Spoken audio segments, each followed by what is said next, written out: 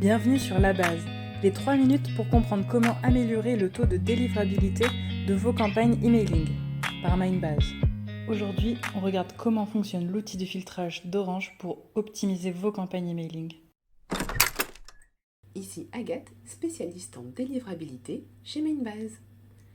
Pour déterminer ce qui va être considéré comme du spam, Orange s'appuie certes sur les plaintes de ses utilisateurs, mais aussi sur des filtres anti-spam.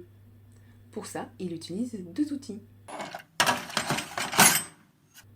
Le premier, c'est VADE, le filtre anti-spam DFAI français. Le second, c'est Spamhaus, un outil qui analyse la réputation de votre domaine d'expédition. Pour s'assurer de passer ces filtres, votre audience doit envoyer les bons signaux qui peuvent être passer un email du dossier spam à la boîte de réception, répondre à un email, déplacer un email de la boîte de réception vers un dossier, ajouter l'expéditeur de l'email au carnet d'adresses. Il faut éviter que votre abonné ne supprime un email sans l'ouvrir ou qu'il déplace un email de la boîte de réception au dossier spam. Et comment on fait pour s'assurer que nos abonnés vont envoyer les bons signaux ? Il y a 5 règles à respecter pour booster votre délivrabilité. En 1, l'acquisition. Collectez de manière intelligente et respectueuse vos données. La solution idéale, c'est le double opt-in. Difficile à mettre en place pour la monétisation.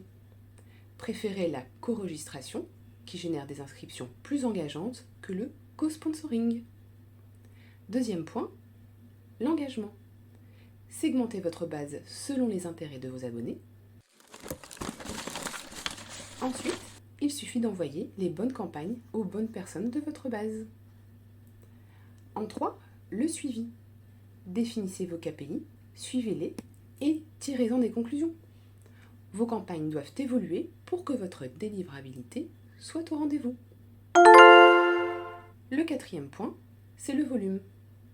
Contrôlez le nombre de destinataires sollicités. On contacte les nouveaux inscrits de manière progressive et on n'intègre pas d'inactifs pour gonfler ces volumes, sous peine d'être pénalisé.